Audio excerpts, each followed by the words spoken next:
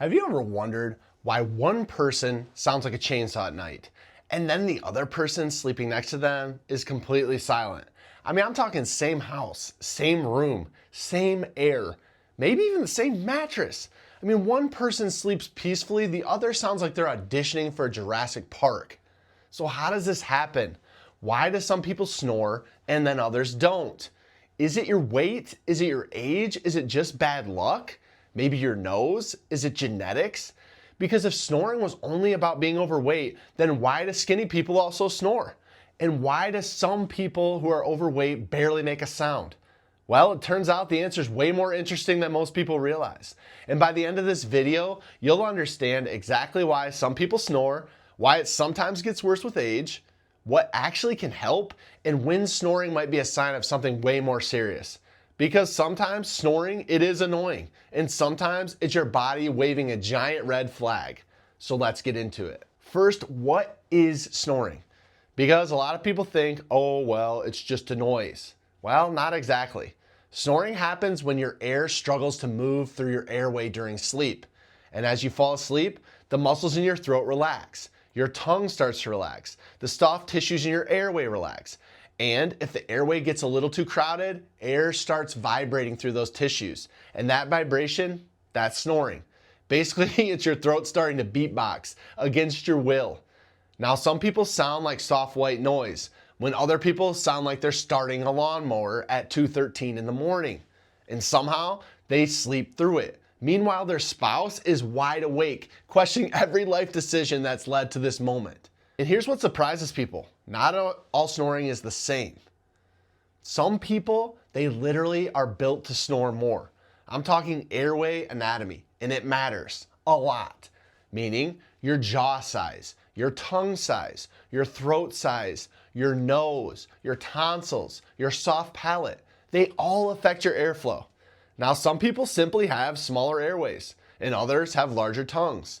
Some people have narrow nasal passages, or maybe a recessed jaw, meaning when they sleep, they collapse more easily. And suddenly, the nighttime concert begins. This is why two healthy people, the same age, the same weight, they can sleep completely different. One person, silent. The other sounds like they swallowed a leaf blower. And this is also why some kids actually snore, because enlarged tonsils or adenoids can narrow the airway, which it does surprise a lot of parents because people think, wait, kids can snore? Yes, kids can snore, and sometimes pretty loudly. But here's when it gets really interesting, because the thing most people blame is only part of the story. So let's talk about weight, because yes, weight can matter, but it's absolutely not the whole story. When people gain weight, especially around their neck, that extra tissue, it can crowd your airway, meaning less room for air, more vibration, more snoring. I know, it's pretty straightforward, but here's the problem. People oversimplify it. They think snoring, well, it equals overweight. It's not true at all. I've seen plenty of skinny people snore like freight trains, and plenty of bigger people who barely snore. So why? Because airway anatomy matters too. You can be thin, but you can have a smaller airway, a larger tongue, a recessed jaw, nasal blockage, or you just have genetics working against you. Meanwhile, someone else, they can weigh more, but they have a wider airway. This is why snoring is not a character flaw. It's not laziness or weakness, or because you're just sleeping wrong. Sometimes your airway, it's just built differently. Now, can weight loss help some people? Absolutely, it can. But it's not always the magical cure people think it is. And honestly, sometimes spouses get disappointed by this. They're like, wait, I thought if he lost 10 pounds, I'd finally get to sleep again. I'm sorry, Karen. Sometimes it's more complicated than that. And this one surprises people a lot. Your sleep position, it matters, and it matters a lot, especially back sleeping. Because when you sleep on your back, gravity, it becomes rude. Your tongue falls backwards, your airway narrows, and suddenly you have more snoring. This is why somebody might barely snore on their side, but sound absolutely terrible on their back. And every couple seems to have a moment like this. One person gently nudges, okay, roll over. Nothing happens. Second nudge, roll over. Still nothing. Eventually it becomes, for the love of God, turn over, man. And magically, silence. Well, for about 14 minutes. Then somehow they roll back over again.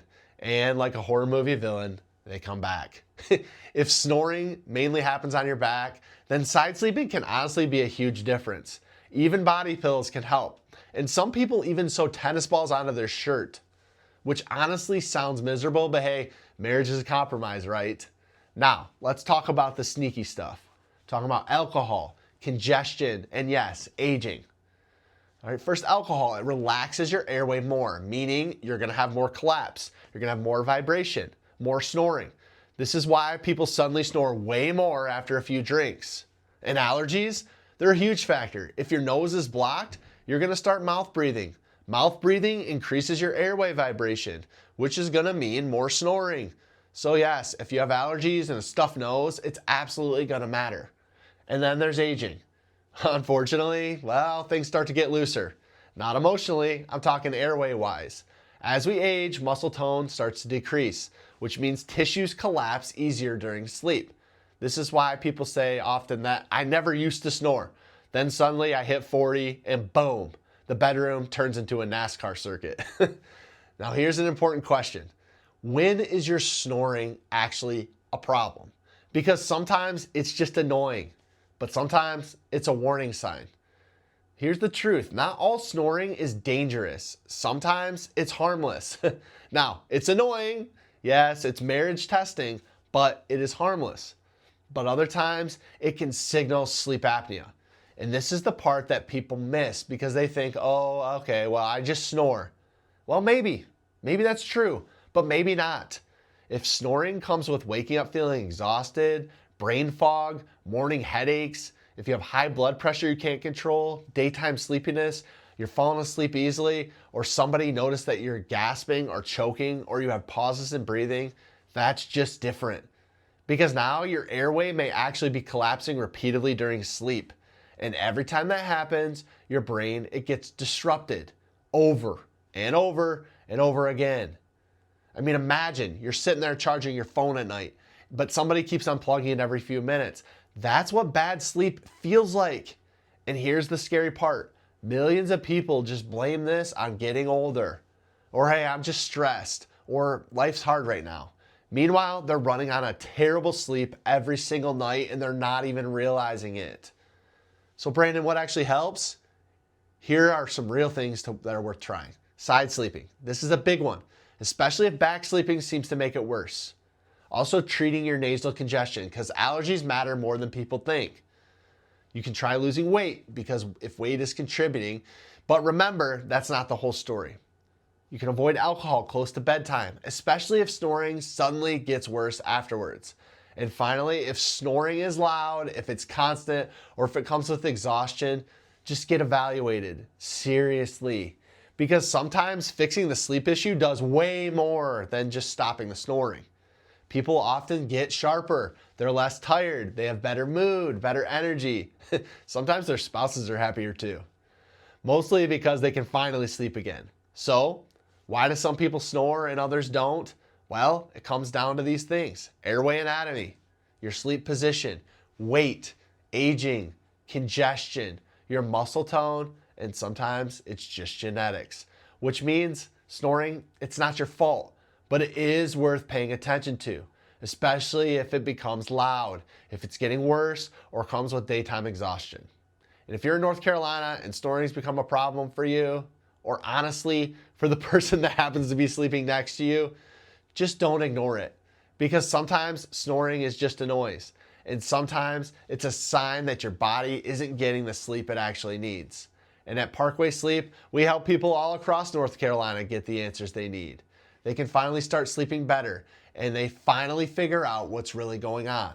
And before you go, I want you to tell me in the comments, who snores worse in your house? Is it you? Is it your spouse? Or maybe it's your dog? Be honest, and I'll see you on the next one.